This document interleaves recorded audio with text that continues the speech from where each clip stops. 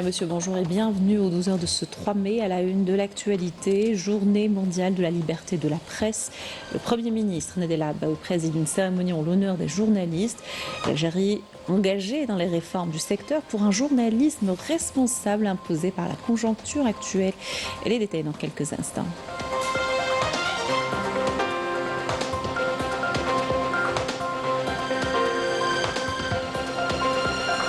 Répression en France contre les journalistes et les intellectuels en ce jour de la liberté de la presse et où la parole est de plus en plus muselée, la pensée unique est imposée.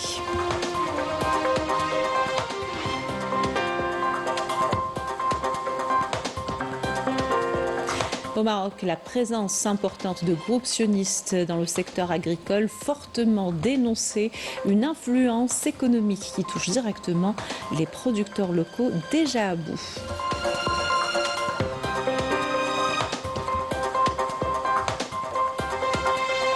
Le Festival des sports d'Alger s'est ouvert hier avec une course nature au cœur du parc zoologique de Ben Aknoun. Retour dans cette édition sur le trail des Mouflons d'Or où amateurs et passionnés se sont retrouvés pour la deuxième année consécutive.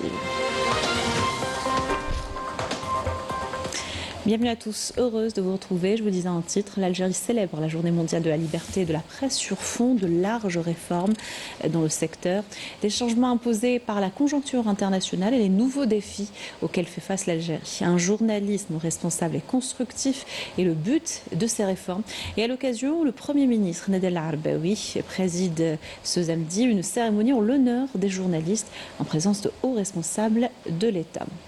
Et cette journée est l'occasion également de revenir sur les efforts déployés en matière de régulation, d'éthique, mais aussi sur les défis à venir. Une volonté de poser les bases d'un cadre plus professionnel et plus transparent est engagée par les autorités publiques, un enjeu au cœur de la souveraineté nationale. Badia Armardi.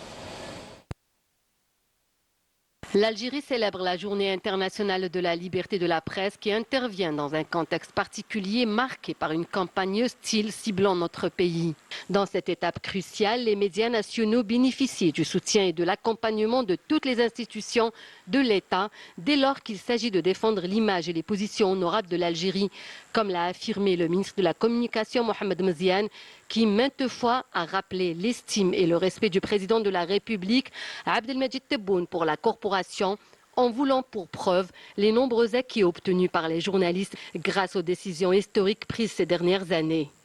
D'ailleurs, le président de la République a reçu au début de l'année les directeurs et responsables d'établissements médiatiques publics et privés afin d'écouter leurs préoccupations et améliorer leurs conditions professionnelles. Des rencontres périodiques régionales et nationales ont également été organisées et qui ont permis aux journalistes et professionnels des médias algériens de l'ensemble du territoire national de discuter des perspectives et défis auxquels le métier de journaliste est confronté. Le secteur poursuit la mise en œuvre d'une stratégie prometteuse s'appuyant sur un arsenal juridique en matière de pratique du journalisme et définissant clairement les droits et devoirs des journalistes. À ce propos, le ministre de la Communication a récemment annoncé la finalisation de l'élaboration des textes réglementaires régissant l'activité journalistique dans le but de promouvoir le professionnalisme et de renforcer les mécanismes de régulation. Le secteur s'est également attelé à l'élaboration d'un statut particulier du journaliste définissant les conditions d'exercice du métier et les droits et devoirs qui en découlent.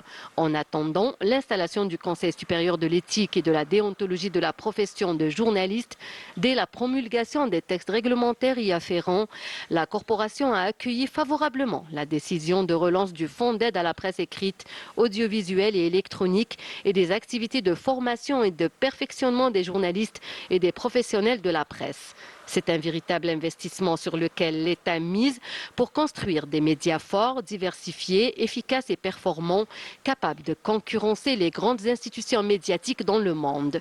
Confrontés aux défis actuels, les médias nationaux ont décidé de joindre leurs efforts pour faire éclore un front médiatique national capable de défendre l'image et les positions honorables de l'Algérie dans les forats internationaux. Par ailleurs, le ministre de la Communication, Mohamed Mziane, a déposé une gerbe de fleurs devant la stèle commémorative des martyrs de la profession et récité la Fatiha à la mémoire de leurs âmes.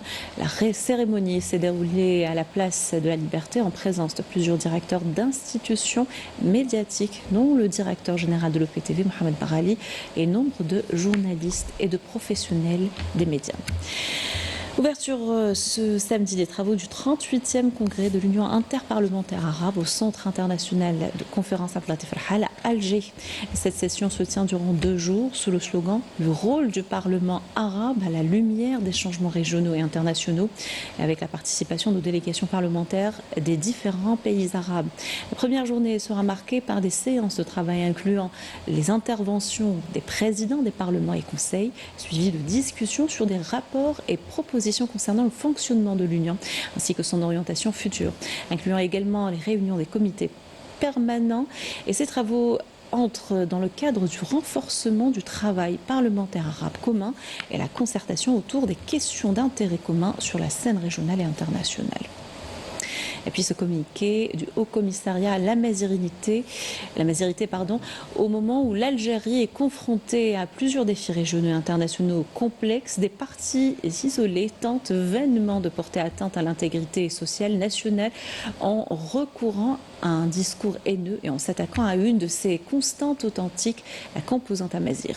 Des tentatives organisées et financées à buter sur une seule réalité et incontestée. L'Algérie est un État uni avec un peuple riche de la diversité de sa population et une identité inclusive consacrée par la Constitution. Une Constitution qui, dans son préambule, ses articles garantissent l'unité nationale et réitèrent la langue amazigh et la langue arabe comme langue nationale et officielle, exprimant sa profondeur historique et civilisationnelle enracinée dans cette noble terre. Tout en saluant le contenu de textes référentiels, nous valorisons l'arsenal juridique adopté par l'État pour faire face aux discours prônant la haine, à commencer par la loi interdisant la discrimination et le discours haineux qui vient protéger l'espace public et les institutions de toute tentative visant à semer la fitna, de porter atteinte à l'intégrité sociale nationale et l'intégrité territoriale du pays. Il est grand temps d'assécher complètement les tribunes de la fitna et de ne pardonner à toute personne voulant porter atteinte aux composantes de l'identité nationale, islamique, arabe et amazigh qui constituent des piliers de l'identité algérienne inclusive. Le discours tendancieux ne peut refléter la liberté lorsqu'on l'utilise pour insulter le principe du vivre ensemble et en constituant une menace à la sécurité nationale. Partant de ce principe, il est impératif d'activer l'ensemble des textes juridiques en rapport sans aucune hésitation. Et nous appelons la justice à appliquer rigoureusement les textes juridiques garantissant la protection de l'État qui préserve ses symboles, ses constantes, son intégrité et sa sécurité nationale. Fin du communiqué. Une cérémonie de recueillement à la mémoire des travailleurs algériens tombés en martyrs lors de l'attentat à la voiture piégée exécuté par l'organisation de l'armée secrète OAS le 2 mai 1962. Une cérémonie a été organisée au port d'Alger. Il s'agit du 63e anniversaire de cette attaque criminelle. Une gerbe de fleurs a été déposée devant la stèle commémorative dédiée aux martyrs de cet attentat terroriste avant la récitation de la Fatiha du Saint-Coran.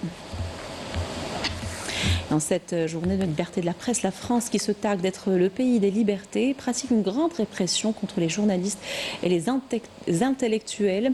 Elle n'hésite plus à museler la parole, nous dit Ibrahim Kerbel et Amina Saïdji. Matraque, répression, arrestation. En France, les voix de ceux qui refusent de s'épuiser pour un système injuste s'en réduisent à néant. À la veille de la journée mondiale de la liberté de la presse, les rues de plusieurs villes françaises ont été le théâtre de graves violations à l'encontre des manifestants venus dénoncer un gouvernement défaillant et une extrême droite galopante. En France, on agresse les travailleurs et on bâillonne les voix le jour de leur fête. Voilà le vrai visage d'une république qui se dit démocratique. Ah, c'est des journalistes! Et la presse, ça vous dit rien? C'est un journaliste! Parce que ce qui se passe au niveau de notre gouvernement, de l'État, c'est scandaleux. Dans tous les secteurs, il y a un gros malaise d'effectifs, de budget, de considération. La division, comment opère-t-elle? C'est en désignant des personnes qui seraient une gêne pour la société. C'est ce qu'on appelle le racisme. C'est quelque chose vraiment de très choquant. Et ceux qui développent cette politique-là l'ont toujours fait dans le passé, c'est l'extrême droite. À Paris, un seul slogan fuse portant les voix du mouvement antifasciste Jeune Garde qui s'élève. Voici l'extrême gauche revenue, une réponse claire à l'extrême droite portée par une jeunesse en colère, structurée, enracinée, bien plus puissante que le mouvement des Gilets jaunes. Ici, pas de revendications floues, il s'agit de défendre le peuple, de résister aux élites corrompues et aux extrémistes racistes. Ce mouvement est aujourd'hui l'un des plus dynamiques en France, occupant le terrain, alimentant les débats et s'imposant dans les médias malgré la censure rampante. Qui est Raphaël Arnaud, le candidat fiché S du nouveau Front populaire? Un mouvement assumant une stratégie musclée face à l'extrême droite. Mes combats politiques sont on ne peut plus transparents. Je n'ai jamais été encore une fois condamné. Je m'engage depuis des années contre l'extrême droite. Face à lui, les éternels ennemis des libertés, à commencer par Bruno Retailleau, symbole d'un système qui piétine les principes mêmes qu'il prétend incarner. Un certain nombre d'agressions, la plupart survenues dans les rues des grandes villes en marge de manifestations et en particulier à Lyon, bastion historique de la Jeune Garde.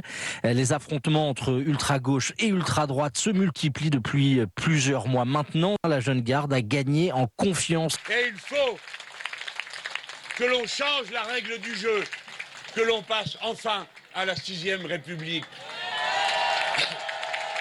Ce début mai ne marque pas une célébration, mais un soulèvement, un retour aux luttes populaires avec des nouveaux codes, de nouvelles figures et une cible claire, l'extrême droite et ses alliés au pouvoir.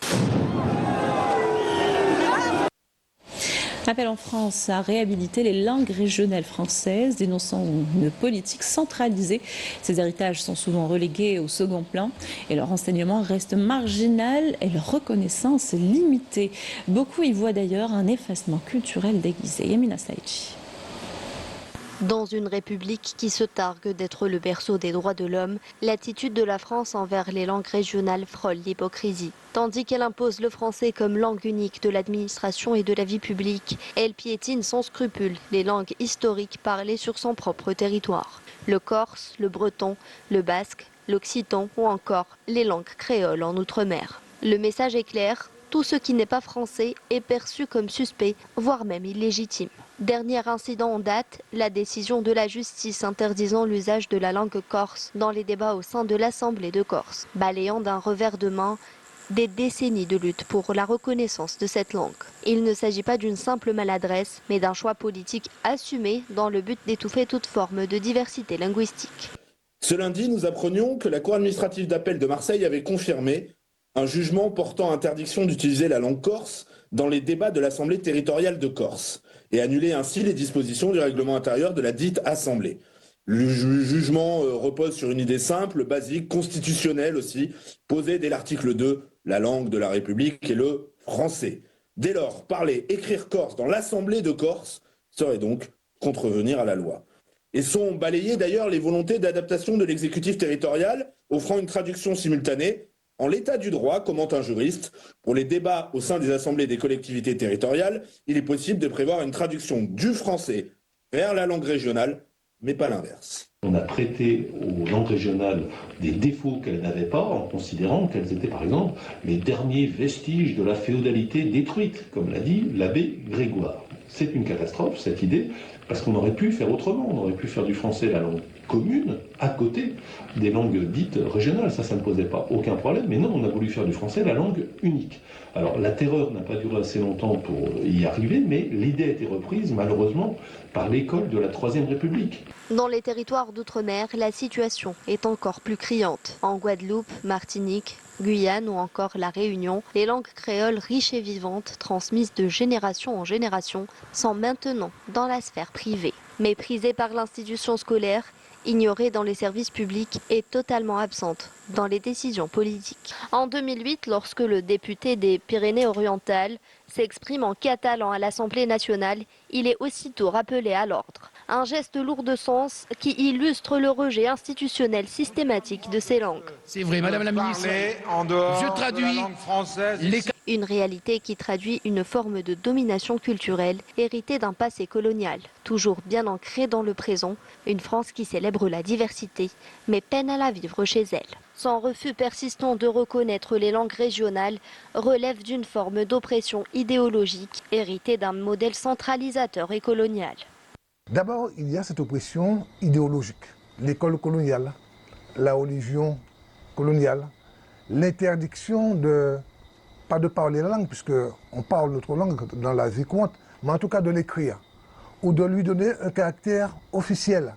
Récemment, nous avons fait une demande dans ce sens à la CTM, collectivité territoriale de Martinique. Eh bien, nous sommes allés devant la justice française, qui ne veut pas, parce que la République considère qu'elle est une et indivisible, et qu'il n'y a qu'une langue dans la République, c'est la langue française, et les autres langues que nous parlons dans nos régions sont considérées comme des sous-langues, des créoles, des patois, avec le mépris que l'on sait. Pendant que ces langues s'éteignent en silence, la France, elle, semble privilégier son image à l'international plutôt que sa mémoire collective.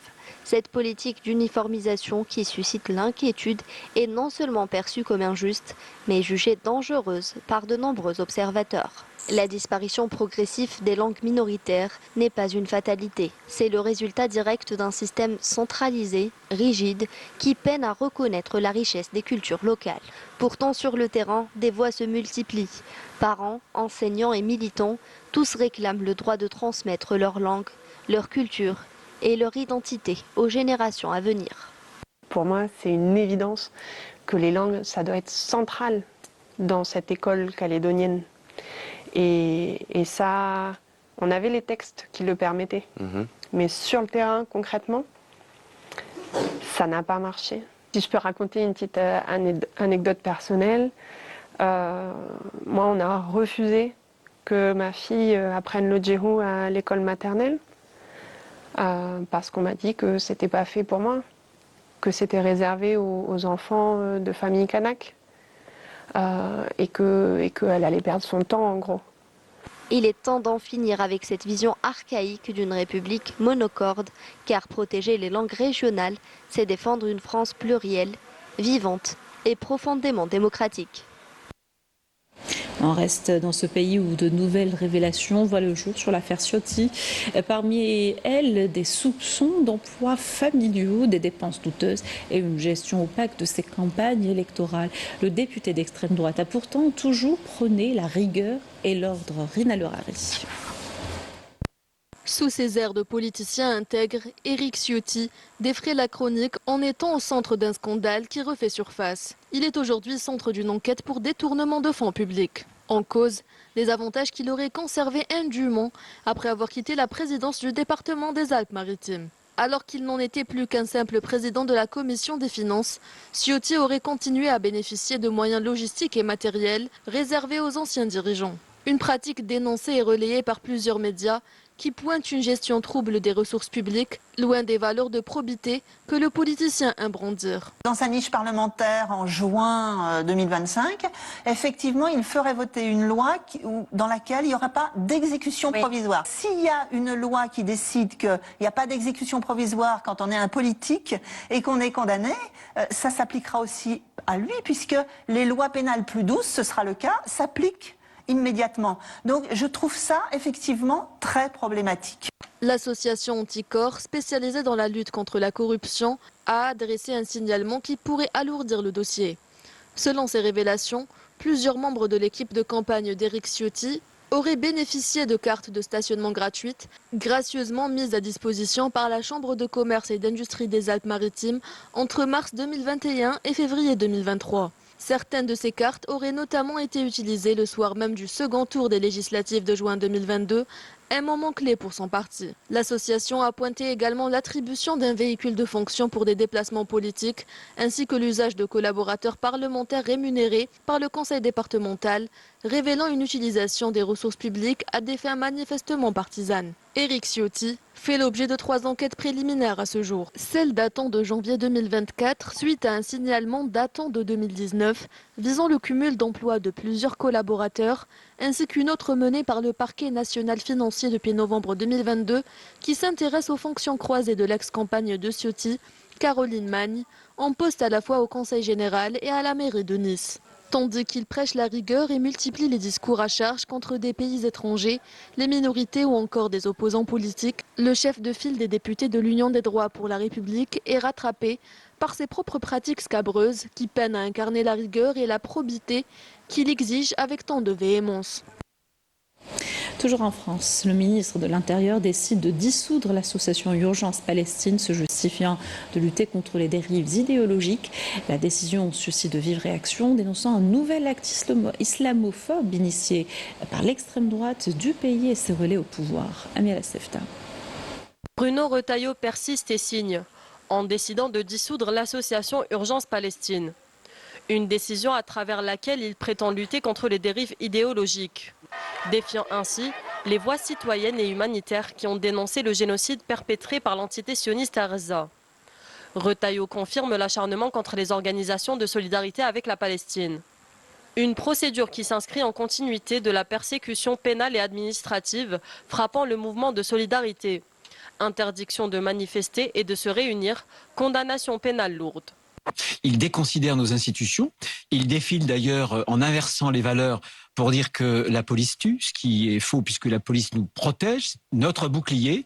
Il défile avec les islamo-gauchistes le 9 novembre 2019. Ils sont en pleine dérive communautarisme parce que derrière ce drapeau, c'est quoi ? C'est le clientélisme. Le ministre islamophobe applique des méthodes fascistes pour faire taire les voix de la paix, alors qu'il n'a pas eu un mot pour condamner l'attaque d'un groupuscule nazi à Paris. Je suis devant le commissariat de ma ville. Le drapeau français est en berne. On se demande pourquoi. Je viens de recevoir un courrier à l'entête du ministère de l'Intérieur. Et ils nous disent « Je vous informe que le gouvernement a l'intention d'engager la dissolution d'Urgence Palestine, dont vous êtes un des dirigeants, blablabla, blablabla. » À l'heure où le peuple palestinien fait face au génocide, à la famine, à l'heure où ils veulent détruire, anéantir le peuple palestinien, que fait le gouvernement français ?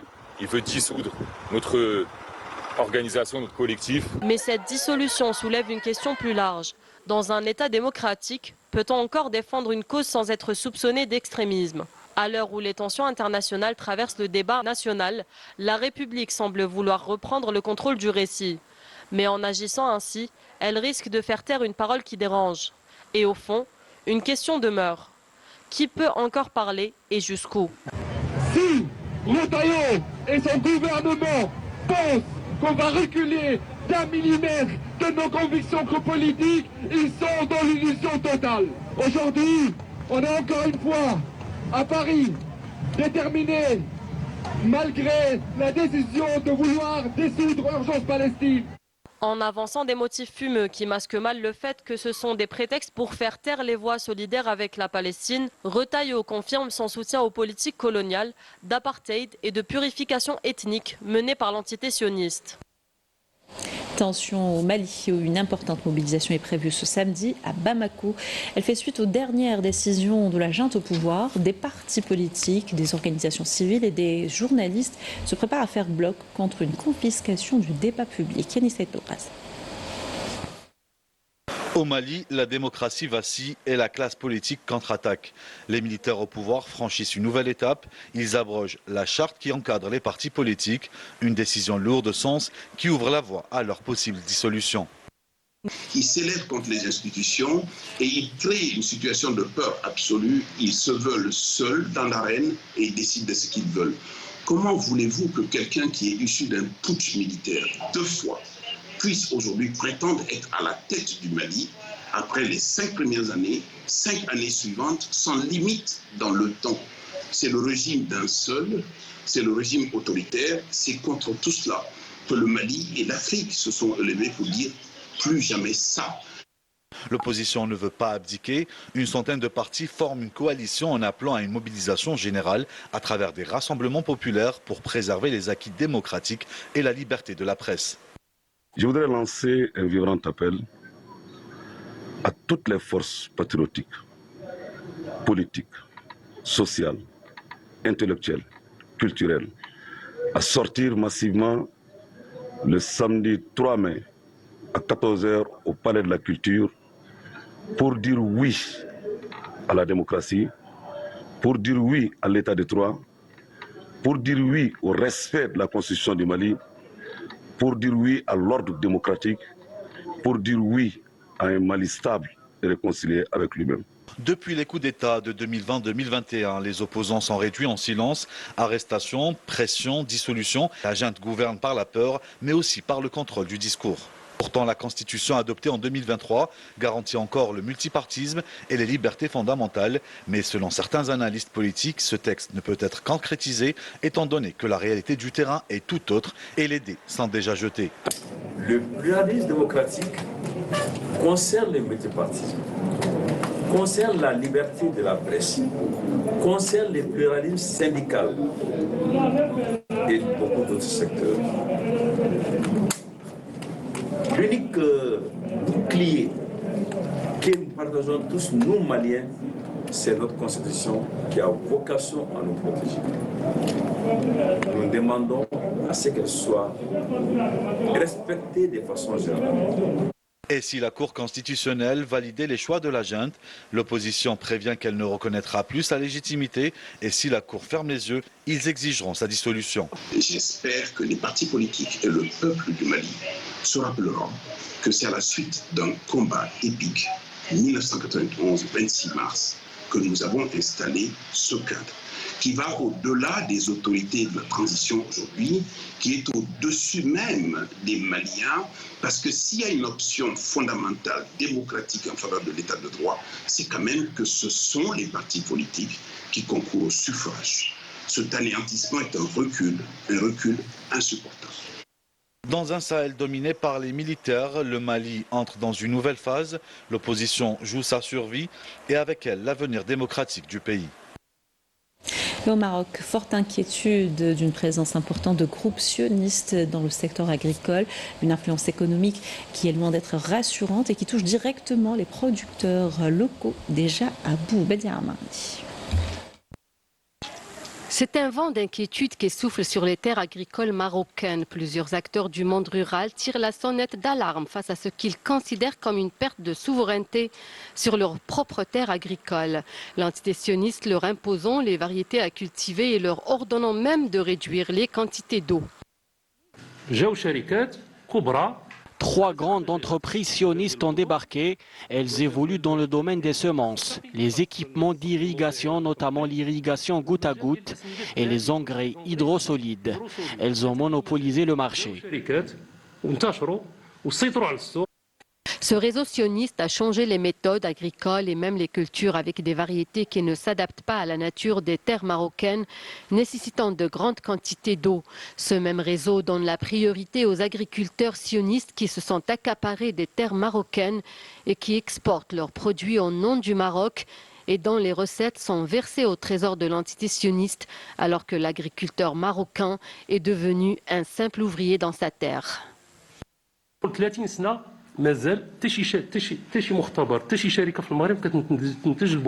de 90% des équipements d'irrigation sont une propriété d'entreprises sionistes. Il n'y a pas de transfert technologique ni de coopération dans le domaine. L'ouverture du marché a engendré une dépendance alimentaire.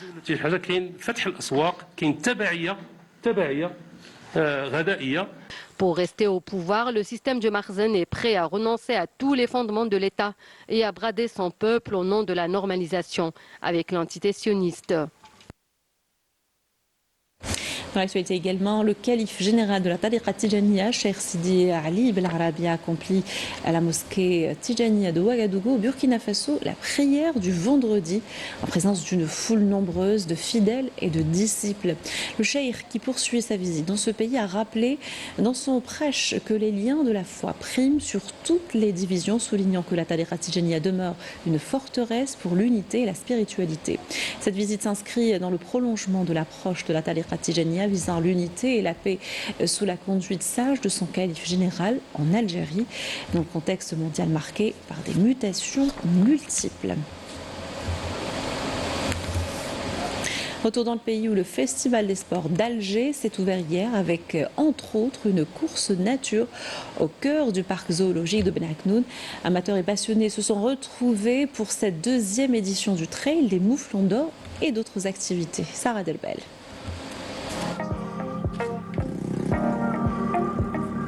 Bienvenue au cœur du Festival des sports d'Alger pour cette deuxième journée qui se poursuit aujourd'hui au parc zoologique de Ben Aknoun. L'ambiance est à la fois sportive et conviviale avec un programme riche en activités pour petits et grands. Mais l'événement phare de cette deuxième journée, c'est bien le Trail des Mouflons d'Or qui a réuni plus de 800 participants qui se trouvent sur la ligne de départ juste derrière moi. Une course qui s'annonce exceptionnelle dans l'un des lieux les plus emblématiques de la capitale. On félicite l'ASEM pour cette organisation et on souhaite la bonne participation pour tout le monde.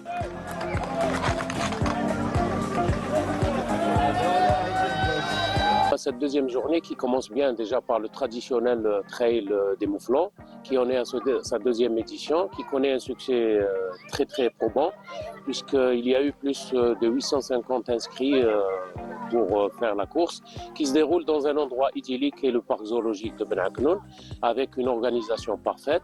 Nous invitons les citoyens à se rendre au niveau des 14 sites qu'ils peuvent consulter au niveau du site web du festival www.algersportsfestival.com. Dès les premiers mètres, le Trail des Mouflons d'Or a tenu toutes ses promesses.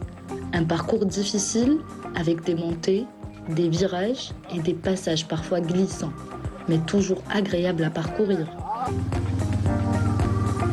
Un parcours original au cœur d'un lieu bien connu des Algérois. Les plus rapides ont vite pris les devants, mais l'ambiance est restée détendue et chaleureuse tout au long de la course. Tout au long du parcours, l'énergie des athlètes comme la beauté du site ont fait vibrer cette deuxième journée du festival. Pour ma part, ce n'était pas prévu. D'ailleurs, vous pouvez le voir au niveau du dossard, il n'y a pas mon nom. On l'a marqué à la dernière minute, mais c'était que du plaisir, donc alhamdoulilah. هذيك منافسة حرة شابة بزاف c'était plaisir pour moi de courir dans la nature de Alger. Merci beaucoup. الامبيونس زينه على جال الامبيونس حنا هذا ما كان وانا بريباري باش نروحوا الازرو هذا درنا بريباراسيون برك.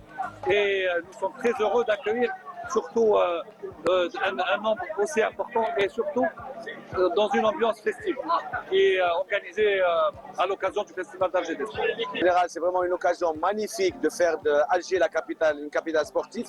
C'est une capitale touristique et culturelle évidente, mais en faire une capitale sportive avec tous les sites qu'il y a, la mer, la montagne, la sablette, Kitani Babloued ou la Oued el-Harrach ou même les plages de Khados et des caplages, c'est vraiment super. Mais le sport ne s'arrêtait pas au trail. Le parc de Ben Aknoun s'est transformé en vaste terrain de jeu pour les plus jeunes, avec de nombreux ateliers ludiques, éducatifs et sportifs. دائما تخص العائلات يعني العائلات معناتها l'enfant, le jeune, le papa, la maman, c'est-à-dire c'est toujours les gens يشاركوا في هاد الالعاب هذوما. Le Festival des sports d'Alger se poursuit jusqu'à samedi. L'événement est ouvert au public et l'accès au parc permet à toutes et à tous de découvrir les bienfaits du sport dans un cadre unique et dans une ambiance familiale. Donc le Festival des sports d'Alger se termine ce samedi avec des activités dispatchées sur plusieurs points, au moins 140 points dans la capitale. Et les passionnés de sport mécanique seront servis. Le West Coast Festival réunit des férus d'automobiles venus des 4 coins du pays et de l'étranger également. Il s'agit surtout d'encourager la culture automobile en Algérie. Yasmine Armaï. Coup d'envoi du West Coast Festival à Oran pour sa première. L'événement a réussi à rassembler des passionnés de sport mécanique venus de plusieurs wilayas du pays, nourrissant le même objectif, promouvoir la culture automobile en Algérie. Dès les premières heures, l'ambiance est électrique, entre moteurs rugissants et visiteurs enthousiastes. Pour ce festival, on a organisé pour 3 jours, pas comme avant, c'était pour une seule journée. Et il est ouvert pour tout le monde, pour les visiteurs, pour les exposants, pour tous les passionnés qui ont des véhicules classiques, tuning, drift. Et on aimerait bien l'organiser chaque année. À travers cet événement, on veut passer un message et influencer les jeunes et les gens que cette passion des voitures de sport et de drift, qu'on peut la pratiquer dans un milieu sécurisé. C'est quelque chose d'incroyable, extraordinaire. C'est surtout un plaisir auditif et visuel pour nous les jeunes, les amateurs qui aimons ce genre de spectacle. Le village méditerranéen s'est animé au son des moteurs et au reflet des carrosseries brillantes. Entre voitures de collection, véhicules tunés et motos, les passionnés ont découvert un univers mécanique riche et varié. Les démonstrations de drift et de run ont ajouté une touche spectaculaire, captivant le public venu nombreux pour vibrer au rythme de la vitesse et de la maîtrise. Il y a toutes les wilayas qui ont participé. Ça fait plaisir de voir il y a même peut-être quelques nationalités. Les Tunisiens, nos frères les Tunisiens, les Libyens qui sont participants ici. Ça fait vraiment plaisir. On a toujours été passionnés de voitures, d'engins, de moteurs et tout. Et ça fait plaisir parce que c'est très bien organisé. Il y a plein de voitures de tous les modèles, tous les pays. Et je suis vraiment passionné de tout ça. Je le trouve intéressant. Beaucoup de jeunes, beaucoup de belles voitures, nouvelles voitures. Et j'adore l'ambiance. Au-delà des démonstrations, le West Coast Festival vient renforcer les liens entre passionnés, affirmant son rôle social et culturel.